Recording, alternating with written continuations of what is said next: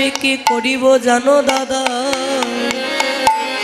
আমার দুটি নয়ন জলে চর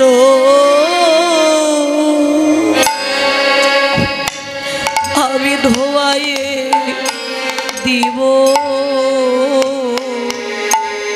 আমার দুটি নয়ন জলে চড়া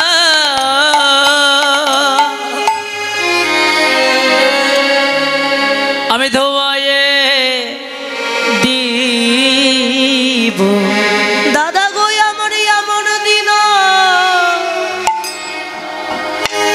হয় কি না,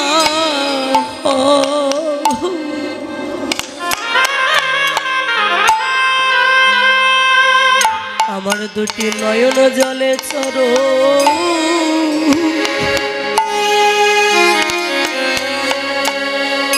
ধোয়াই দিব। জানি না এমন দিন,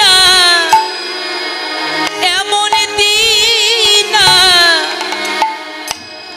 হয় কি না হয়, দুটি নয়ন জলে ছড়া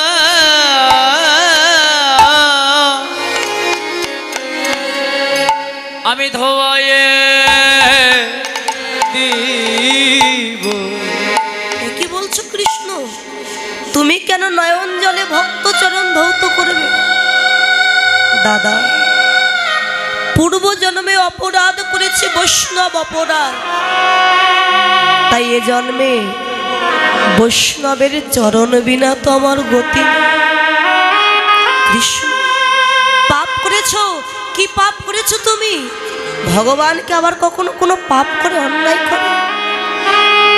পাপ করেছি ত্রেতা যুগে রাম অবতারে, আমি আমার পরম বৈষ্ণব, আর রাবণকে বধ করে আমার হয়েছিল বৈষ্ণব অপরাধ।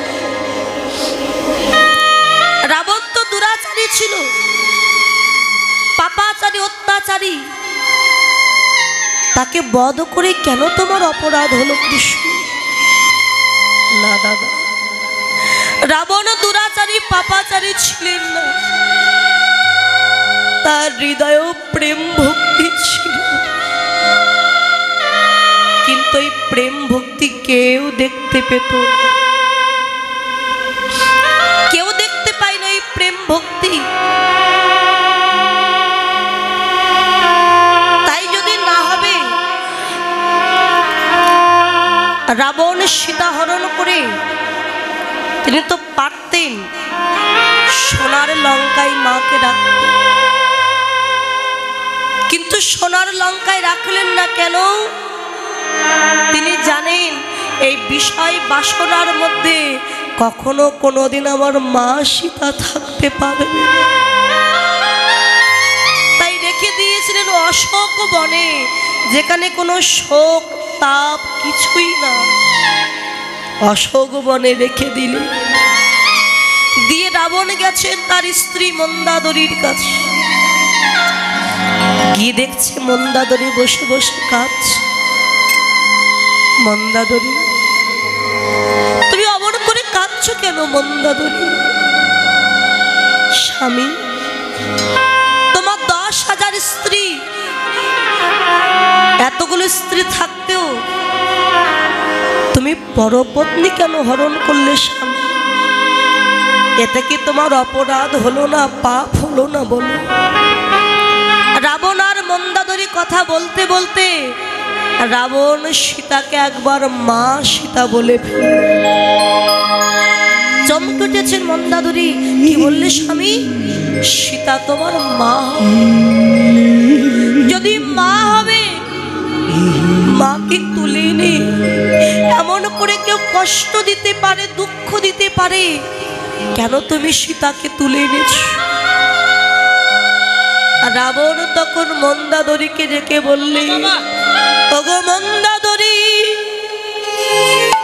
আমি সীতাকে তুলে এনেছি কেন জানো? যদি বাস্তব জগতে নদীর ঘাটে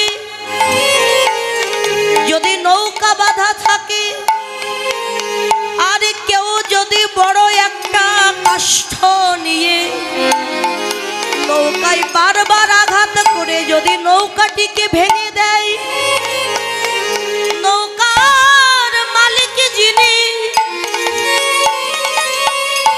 তিনি ছুটে আসবেন তার নৌকাটিকে দেখবার জন্য। ওগো মন্দাদরি, মা সীতা হলো আমার ভব নদী পারাপারের নৌকা। মা সীতাকে তুলে এনে আমি যত দুঃখ দেব কষ্ট দেব, মা সীতা হারাম হারাম বলে কাঁদবে। আর মায়ের কাঁদা বদন সইতে না পেরে একদিন না একদিন প্রভু রামচন্দ্র আসবে আমার লঙ্কাপুরীতে। মন্দাদরি, যেদিন থেকে সীতাকে তুলে এনেছি সেদিন থেকে তুমি কেঁদে কেঁদে চোখের জল নষ্ট করছো। অমন করে নয়ন জল নষ্ট করো না। যেদিন প্রভু রামচন্দ্র আসবে লঙ্কায় সেদিন যদি আমার রাজ্যে কোথাও জল না থাকে, বলো বলো মন্দাদরি, সেদিন কি দিয়ে চরো তুমি ধোয়াইবে? বলো হরিব সেদিন কি দিয়ে চরো তুমি ধোয়াইবে? তুমি কি দিয়ে চরণ বলো না চরণ ধোয়াইবে? আমার রাজ্যে যদি সেদিন জল না থাকে, সেদিন কি দিয়ে চরো তুমি ধোয়াইবে? আমার রাজ্যে যদি হরিব সেদিন জলে না থাকে, বলো সেদিন কি দিয়ে চরো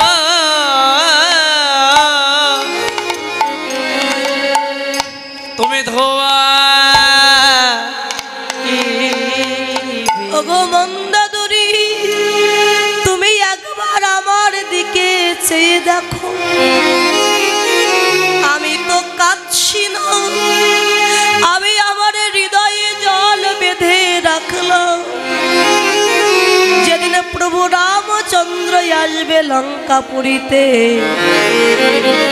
সেদিনে প্রভুর চরণ দুখানা হৃদয়ে জড়ায়ে ধরো,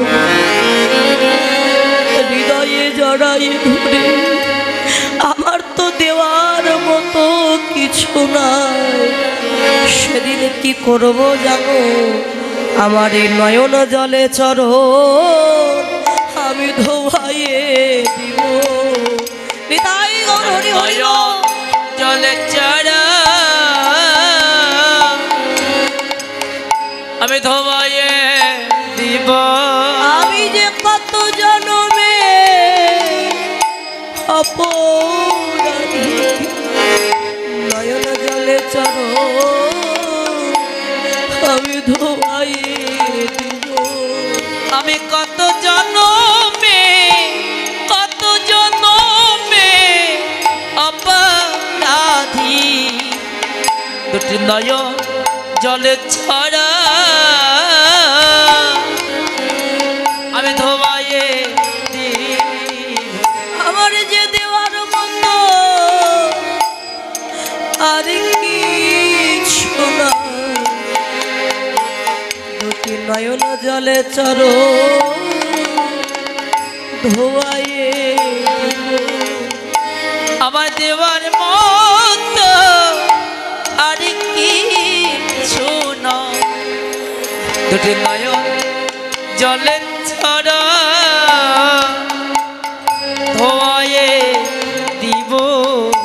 রাবণকে বধ করে রামচন্দ্রের হলো বৈষ্ণব অপরাধ, তাই আজ সেই পাপ থেকে মুক্তি পাওয়ার জন্য বাহির দ্বারে দাঁড়িয়ে আছেন ভগবান। যত ভক্ত আসছে ভক্তের চরণ দুখানা নয়ন জল দিয়ে ধৌত করে দিচ্ছে। এদিকে কৈলাস থেকে এসেছেন ভোলা মহেশ্বর, পার্বতীকে সঙ্গে নিয়ে। ভোলানাথ তাকে ডেকে পার্বতী বলছে, দেখো না স্বামী, যে চরণ পাওয়ার লাগি তুমি সাধের কৈলাস পরিত্যাগ করি, ছাই ভস্য অঙ্গে মেখে দিবানিশি নয়ন জলে বুক ভাষাই হা কৃষ্ণ বলে কাঁদো। সেই কৃষ্ণ কেমন নয়নের জলে ভক্ত চরণ ধৌত করে দিচ্ছে। স্বামী, কৃষ্ণ যদি আমাদের চরণ ধৌত করে দেয়, না পার্বতী, ওই চরণ আমার জীবন ধন, কৃষ্ণ কখনো আমার চরণ ধোয়াতে পারবে না। কৃষ্ণ যাতে চিনতে না পারে, আড়ালে দাঁড়িয়ে ভোলানাথ একটা কুকুর রূপ ধারণ করেছে। অন্তরে যাবি ভগবান মনে মনে বললেন, ভোলা তুই আমার চোখ ফাঁকি দিবি, পারবি না রে ভোলা। এক ভক্তের চরণ ধৌত করতে ব্যস্ত আছে কৃষ্ণ, আর এই সুযোগ বুঝে কৃষ্ণের চরণের তলদেশ দিয়ে কুকুর রূপধারী ভোলানাথ ভিতরে প্রবেশ করতে গেছে। সঙ্গে সঙ্গে ভগবান কুকুর রূপধারী ভোলানাথের 4টে চরণে চেপে ধরে গাছের সাথে বেঁধে ফেলেছে। ভোলানাথ বলে, কৃষ্ণ চরণে ছেড়ে দাও, ছেড়ে দাও চরণ।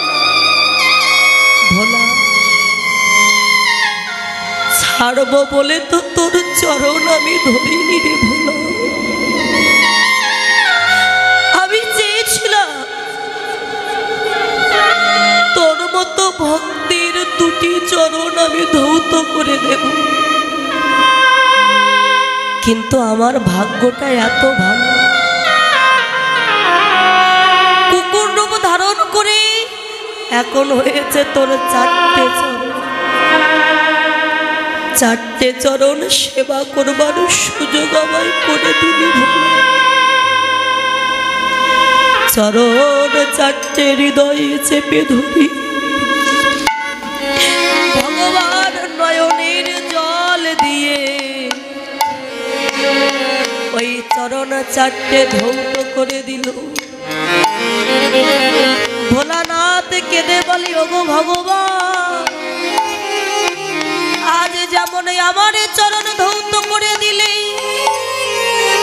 আমি তো কিছু করতে পারলাম না প্রভু, তাই আগত কলিযুগে আমি আর ভোলানাথ হয়ে যাব না, আমি হব অদ্বৈত আচার্য দেব, আর তুমি হবে ওই নদিয়ার নিমাই। আমি তোমার থেকে 52 বছরের বড় হব। যেদিন তুমি নদিয়ার পথে পথে হেমদণ্ড বাহুত্তালন করে হরিনাম কৃষ্ণ নাম গাইবে, সেদিন আমি তোমার চরণ দুখানা হৃদয়ে জড়ায়ে ধরব। আমি কাঙাল বলে সেদিনে যেন চরণ ছাড়া আমায় কোনো না গো। সেদিন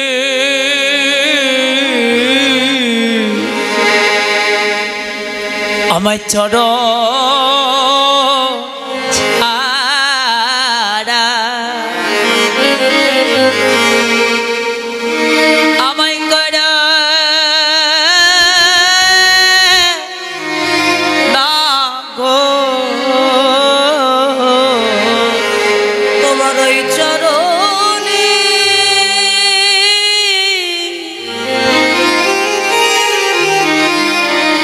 তোমার ওই চরণে একটু আশ্রয় দিলে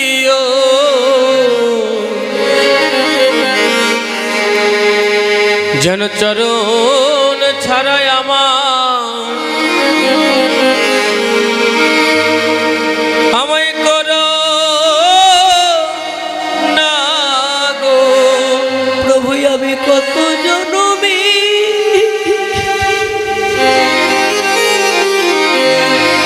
আমি কত জনমে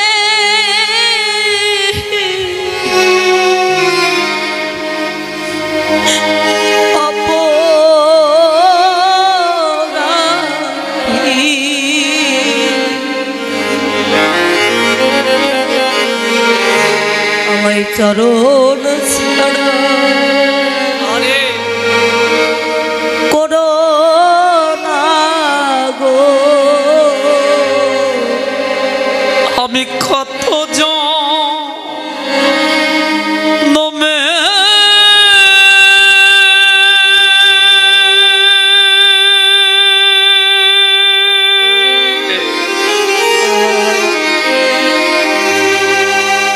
প্রভু গো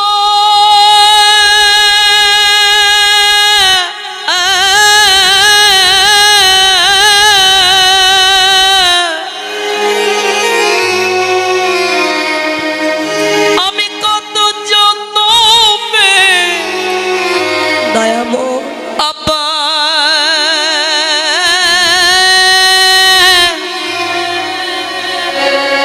অপরাধী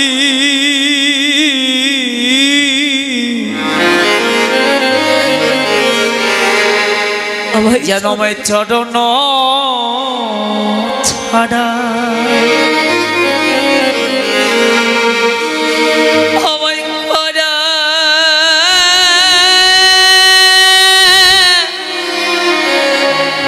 করো না গো।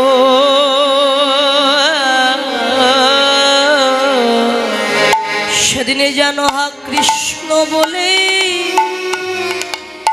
আমি কাঁদিতে পারি। অগো প্রভু গো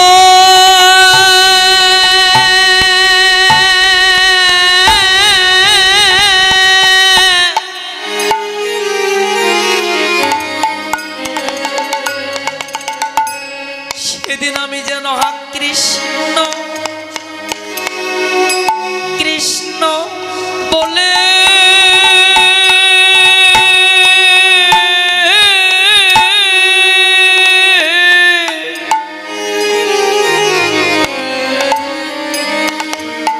আমি কাঁদিতে কাঁদিতে পারি। যেন কাঙাল বলে দিও না ফেলে। যেন হা কৃষ্ণ বলে কাঁদিতে পারি। যেন কাঙাল বলে দিও না ফেলে। শুধু এ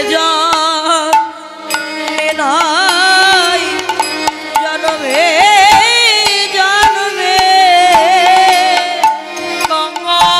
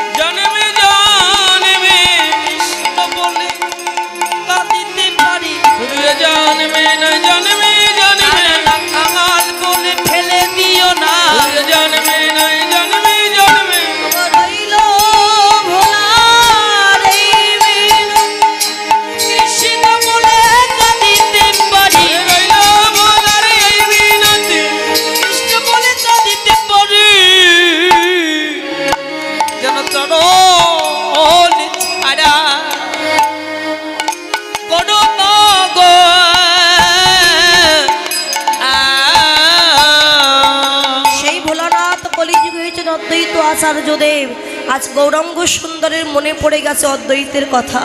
আমার ভক্তের মনে আশা ছিল রাসলীলা দর্শন করবে, বৃন্দাবনে দর্শন করতে পারিনি, আজকে তার আশা আমি পূর্ণ করব। তাই গঙ্গাকে দর্শন করে যখন বারবার বলছে যমুনা যমুনা যমুনা, নিত্যানন্দ মহাপ্রভু গৌরহরিকে ডেকে বলছে, প্রভু যমুনার জল ছিল নীল আর গঙ্গার জল হচ্ছে ঘোলা জল। আজকে গঙ্গার ঘোলা জলকে দর্শন করে তুমি বারবার বলছো যমুনা, একবার কথা বল, কি করে বললে তুমি যমুনা? মহাপ্রভু বললেন, দাদা আজকে যদি আমার নয়ন দিয়ে তুমি দেখতে পেতে, আমার নয়ন দিয়ে তুমি দেখো, তোমার নয়ন দিয়ে নয়, আমার নয়ন দিয়ে দেখতে পাবে গঙ্গার ঘোলা জলের অন্তরালে যমুনার নীল জল প্রবাহিত হচ্ছে। সেটা আমি দেখতে পাচ্ছি, তুমি দেখতে পাবে না। আর নবদ্বীপের ফুলের বাগান দর্শন করে বৃন্দাবনের কথা মহাপ্রভুর মনে পড়ে গেল। কিবা ফুলবন হ্যাঁ রে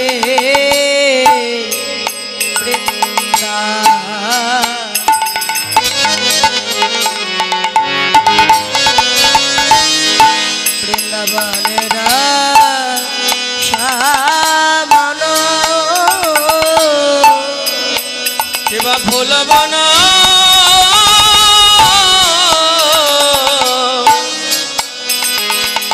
হেরি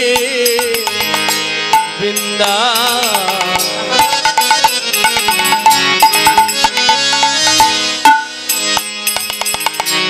বৃন্দাবনের সমান ফুলবন হেরি বৃন্দা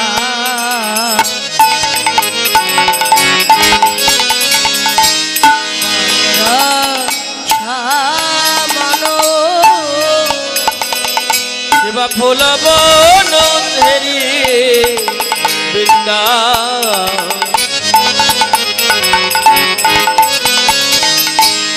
বনের সমান আর সহচর গণগোপী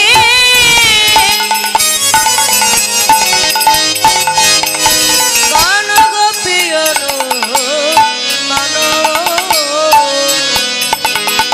কিবা সহচর গণগোপী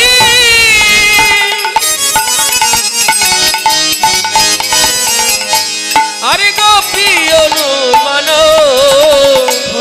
ফুলবন হেরে বৃন্দা বনের সমান বলে গোপিকারা গোপিকারা বলে গোপিকারা গোপিকারা গোপিকারা গোপিকারা গোপিকারা গোপিকারা বলে গোপিকারা গোপিকারা গোপিকারা দেখো তারাই তারাই তারাই গোপী গোপিকারা গোপিকারা বলে তারাই তারাই তারাই গোপী গোপিকারা গোপিকারা তারাই তারাই তারাই গোপী গোপিকারা গোপিকারা বলে তারাই তারাই তারাই গোপী গোপনে গোবিন্দ ভজে তারাই গোপী গোপনে গোবিন্দ ভজে তারাই গোপী গোপনে গোবিন্দ ভজে তারাই গোপী গোপনে গোবিন্দ ভজে তারাই গোপী গোপিকারা গোপিকারা কিবা সহচর গণ গোপী ওরে গোপী অনুমান ফুলবন হেরি বৃন্দা বনের সমান গোপী কারা কারা গোপী, যারা গোপনে গোবিন্দ ভজে তারাই হলেন গোপী। গো মানে ইন্দ্রিয়, পি মানে পেশন করা। গুরুচরণটা আশ্রয় করে নিজের ইন্দ্রিয়গুলিকে কর্ষণ করে যে কৃষ্ণ ভজন পথে নিয়ে যেতে পেরেছেন একমাত্র সেই হলো গোপী। তাহলে ব্রজে যারা, নদিয়ায় তারা। তো মহাজন বললেন, প্রভু বৃন্দাবনে ছিল গোপী নারী, আজকে তুমি সহচরগণকে দর্শন করে কি করে বলছো এরাই হচ্ছে তারা? বৃন্দাবনে গোপিকারা ছিল মা?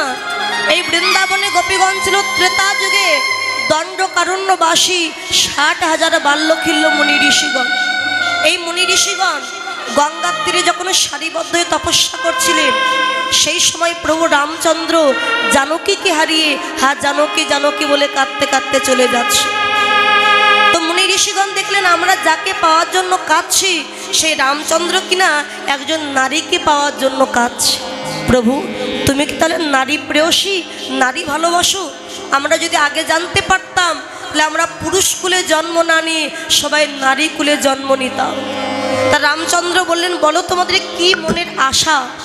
প্রভু আমাদের একটি মনের আশা, আমরা সবাই নারী দেহ পেয়ে তোমাকে প্রতিরূপে লাভ করতে চাই। বেশ, মনোবাসনা পূর্ণ হবে, তবে আজ নয়, আগত দাপর যুগে আমি হব কৃষ্ণ আর তোমরা হবে বৃন্দাবনের গোপী। গোপী হয়ে তোমরা জন্মগ্রহণ করবে, সেদিন রাসলীলায় তোমাদের মনোবাসনা পূর্ণ করব। এখন তারা যখন বৃন্দাবনে গোপী হয়েছিল, রাস হয়ে যাওয়ার পরে কৃষ্ণ যখন কলিযুগে আসবেন সিদ্ধান্ত নিলেন যে এবার যেতে হবে কলিযুগে। তখন এই বৃন্দাবনের গোপীগণ বলেছিলেন প্রভু আমরা আগে ছিলাম পুরুষ, এখন হয়েছে নারী। নারী হয়ে বুঝতে পারলাম নারী হওয়ার কত দুঃখ, কত কষ্ট। যখন তখন তোমার বাঁশির ধ্বনি শ্রবণ করে তোমার কাছে যেতে পারি না প্রভু। তাই আমরা নারী দেহ পেতে চাই না, আমরা আবার পুনরায় পুরুষ দেহ লাভ করে কলিযুগে তোমার সঙ্গে যাব, তোমার পারিষদ ভক্ত রূপে। বেশ, কলিযুগে আমি হব গৌর আর তোমরা হবে বৃন্দাবনে। কলিযুগে আমার পারিষদ ভক্ত আমার সহচর হবে। সেই বৃন্দাবনের গোপীগণ কলিযুগে হয়েছে সহচর। তাই মহাজন বললে দেখো দেখো, বলি এরাই তো তারা রে, বলি এরাই তো তারা রে, বলি এরাই তো তারা রে, বলি এরাই তো তারা রে, যাদের নয়ন ধারায় পড়েছি ধরা, বলি এরাই তো তারা রে, তাদের নয়ন ধারায় পড়েছি ধরা, এরাই তো তারা রে, ওদের নয়ন ধারা দেখলে যাই গো চেনা, দেখো এরাই তো তারা রে, যাদের নয়ন ধারা দেখলে যাই গেছে না, এরাই তো তারা রে, ওই ব্রজে যারা নদিয়ায় তারা, বলি এরাই তো তারা রে, ওই ব্রজে যারা নদী আই তারা, এরাই তো তারা রে, এই যে নয়ন ধারা দেখলে যাই গোছে না, আবার নয়ন ধারায় আমি পড়ে গেছি ধরা।